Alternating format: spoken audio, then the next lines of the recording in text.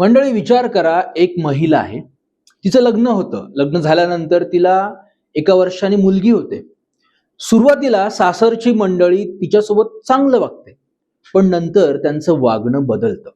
तुला पहिला मुलगीच झालीये आणि तुला मुलगा होणार नाहीये, या गोष्टीला धरून ते तिला कायम त्रास द्यायला लागतात. नंतर तो त्रास मानसिक आणि मारहाणीत त्याचं रूपांतर होतं. आणि एवढंच नाही तर आता तू आमच्या घरातून निघून जा, तुझ्या माहेरी जाऊन राहा आणि तुझ्या आईकडून आम्हाला 3 लाख रुपये आणून दे. जर तू असं केलं तरच परत ये, नाहीतर आम्ही तू तशी जर परत आली तर तुला जिवंत मारून टाकू. हे सगळं ऐकल्यावर जरा वाईट वाटतं ना, पण असं घडलंय. चला तर जाणून घेऊ नेमकं ही घटना काय. मंडळी नमस्कार, मी युवराज चव्हाण, तुम्ही पाहताय देवगिरी मराठी. मंडळी ही घटना घडली आहे पुणे शहरातील जो पिंपरी चिंचवड हा भाग आहे या भागात. आता ज्या महिलेसोबत, ज्या पीडितेसोबत ही घटना घडली, तिचं नाव आहे सोनाली विजय कुसाळकर. ही सोनाली विजय कुसाळकर मूळ बीड जिल्ह्यातली आहे. आता या सोनालीचं वय आहे 26 वर्ष. सध्याच ही बीड शहरातील बार्शी नाका पेठ परिसर जो आहे या परिसरात राहते. आता या सोनाली विजय कुसाळकरचं लग्न 2018 मध्ये पिंपरी चिंचवड काळेवाडी या भागातील जो रहिवासी आहे विजय नवनाथ कुसाळकर या व्यक्तीसोबत झालं. लग्न झाल्यानंतर त्यांना एका वर्षातच 2019 मध्ये एक मुलगी झाली आणि तिचं नाव त्यांनी ठेवलं तनिष्का. आता ही मुलगी झाली आणि सुरुवातीचे काही वर्ष तिचा नवरा, तिची सासरची मंडळी या सोनाली कुसाळकर सोबत चांगले वागत होते. पण कालांतराने त्यांची वागणूक बदलली. सासऱ्याने, सासूने आणि नवऱ्याने तुला पहिली मुलगीच झालीये आणि तुला दुसरी देखील मुलगीच होणार, तुला मुलगा होणार नाही असा म्हणत तिला त्रास द्यायला सुरुवात केली. एवढंच नाही तर तू तुझ्या माहेरी जा आणि तुझ्या आई बापाकडून 3 लाख रुपये घेऊन ये असं त्यांनी तिला त्रास द्यायला सुरुवात केली. हा त्रास इतका वाढला की नंतर तिला उपाशी ठेवणं, तिला काय मानसिक त्रास देणं, तिला शारीरिक त्रास देणं या घटना सुरू झाल्या.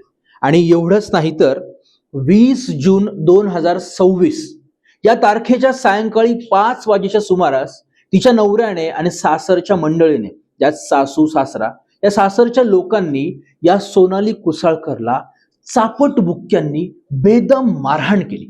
ही मारहाण एवढी मोठी होती, इतकी भयंकर होती की त्यानंतर या सासरच्या मंडळींनी या सोनाली कुसाळकरला घरातून हाकलून दिलं आणि जर तू परत आली तर आम्ही तुला जिवंत मारून टाकू अशी तिला धमकी दिली. आणि सगळ्यात दुर्दैव, सगळ्यात वाईट म्हणजे या तारखेला, या घडीला ही सोनाली विजय कुसाळकर 6 महिन्यांची गर्भवती होती. विचार करा, तिच्या पोटात 6 महिन्यांचं बाळ होतं, तरी सुद्धा तिच्या नवऱ्याने, तिच्या सासूने, सासऱ्याने तिला बेदम मारहाण केली आणि घरातून हाकलून दिलं. 6 महिन्याचं पोटाचं बाळ घेऊन ही गरोदर सोनाली परत बीडला आली आणि बीडला आल्यानंतर तिने घडलेला प्रकार हा घरच्यांना सांगितला. पण घरच्यांचं कौतुक, घरच्यांनी तिला साथ दिली आणि तिच्या सासरच्या मंडळींविरुद्ध यांनी पेठ बीड या ठिकाणी जी पोलीस चौकी आहे या पोलीस ठाण्यात तिचा नवरा, तिची सासू आणि तिचा सासरा यांच्या विरुद्ध पोलीस तक्रार नोंदवली, गुन्हा नोंदवला. तर मंडळी ही घटना होती. फक्त तुला पहिली मुलगी झालीये म्हणून तुला दुसरी ही मुलगीच होणार असा तिला त्रास देण्यात आला आणि तू 3 लाख रुपये घेऊन ये अशी तिला मागणी करण्यात आली आणि तिला कायम मानसिक आणि शारीरिक त्रास देण्यात आला.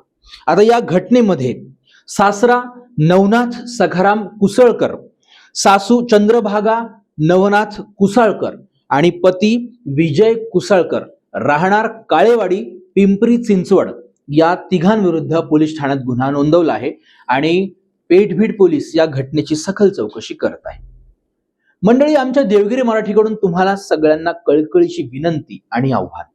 लक्षात घ्या, लग्न हे फक्त मुलं बाळ यांना जन्म घालण्यासाठी नसतं, तर 2 जीवांना एकत्र घेऊन शेवटच्या श्वासापर्यंत साथ देण्यासाठी हे लग्नाचं पवित्र नातं असतं.